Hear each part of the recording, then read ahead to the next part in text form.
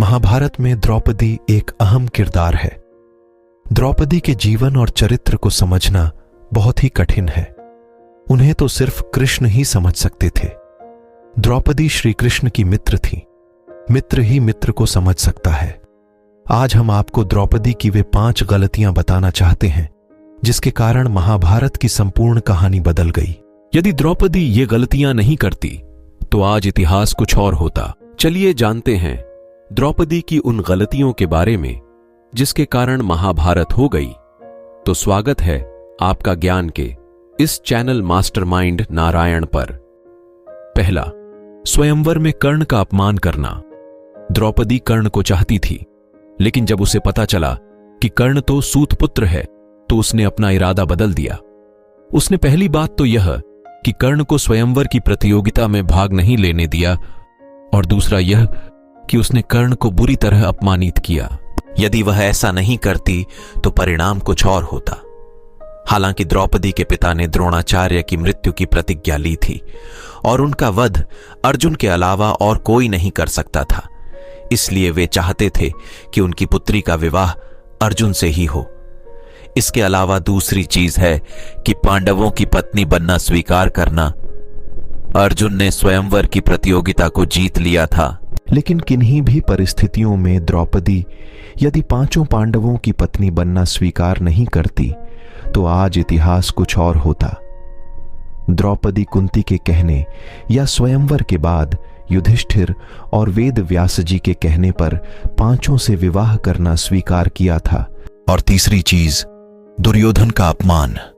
द्रौपदी ने ही इंद्रप्रस्थ में युधिष्ठिर के राज्याभिषेक के समय दुर्योधन को कहा था, अंधे का पुत्र भी अंधा। बस यही बात दुर्योधन के दिल में तीर की तरह ढस गई थी। यही कारण था कि द्यूत कीड़ा में उनसे शकुनी के साथ मिलकर पांडवों को द्रौपदी को दांव पर लगाने के लिए राजी कर लिया था। द्यूत कीड़ा या जुए के इस खेल ने ही महाभारत के युद्ध की भूमिका लिख दी थी, जहां द्रौपदी का चीरहरण हुआ था। तथा चौथी चीज, युद्ध के लिए प्रेरित करना।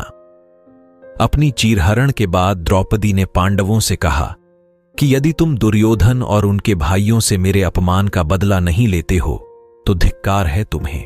द्रौपदी ने पांडवों से कहा कि मेरे केश अब तब तक खुले रहेंगे जब तक कि दुर्योधन के खून से इन्हें धो नहीं लेती।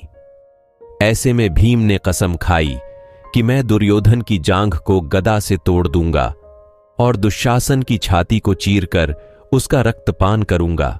चीरहरण के दौरान कर्ण ने द्रौपदी को बचाने की जगह कहा, जो स्त्री 5 पतियों के साथ रह सकती है उसका क्या सम्मान।